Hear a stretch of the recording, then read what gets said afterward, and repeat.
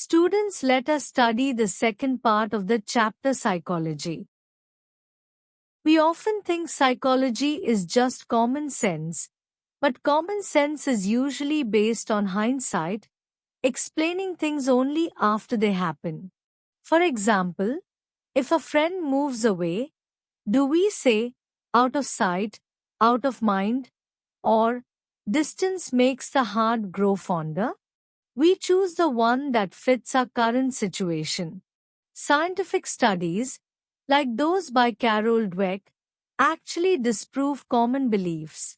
She found that giving children only easy problems actually makes them give up faster when they finally face a challenge. Science looks for patterns to predict behavior, not just explain it away. Psychology is a young science that officially began in 1879 when Wilhelm Wundt opened the first experimental lab in Germany. He was a structuralist.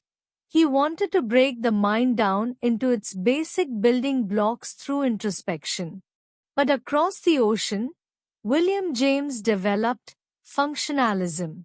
He believed we shouldn't just look at the structure of the mind, but rather how the mind functions to help us satisfy our needs and adapt to our surroundings. While Wundt looked at the what, James looked at the why. In the early 20th century, new ideas shook the field. Gestalt psychologists argued that the whole is greater than the sum of its parts. When you watch a movie, your brain doesn't see 1,000 still pictures, it sees movement.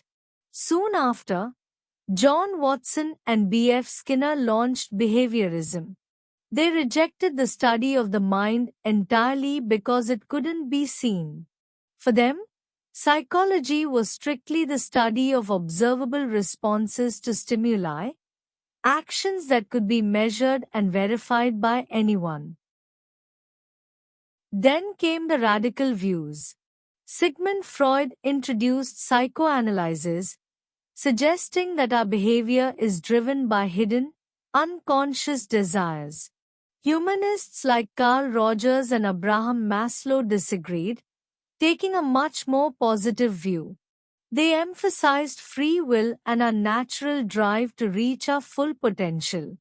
By the mid-20th century, the cognitive revolution occurred. Psychologists began viewing the mind like a computer, an information processing system that receives, stores, and retrieves data as we actively build our knowledge of the world. Today, psychology is divided into many specialized branches. Cognitive psychologists study how we think, while biological psychologists look at how our brain and genetics influence us. There's also health psychology for managing stress and industrial psychology to make workplaces better. Many people confuse clinical psychologists with psychiatrists. A clinical psychologist uses intensive therapy and testing, while a psychiatrist has a medical degree and can prescribe medications or give medical treatments. Each branch works toward the same goal: improving human well-being. In India, modern psychology has a rich history, beginning at Calcutta University in 1916. Since then, it has evolved to address specifically Indian social problems and cultural contexts. But ultimately, psychology is for everyone. You can use its principles to develop better study habits, improve your memory, or even manage the stress of your next big exam.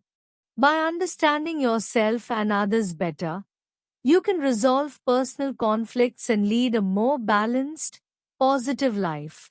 Psychology isn't just a subject.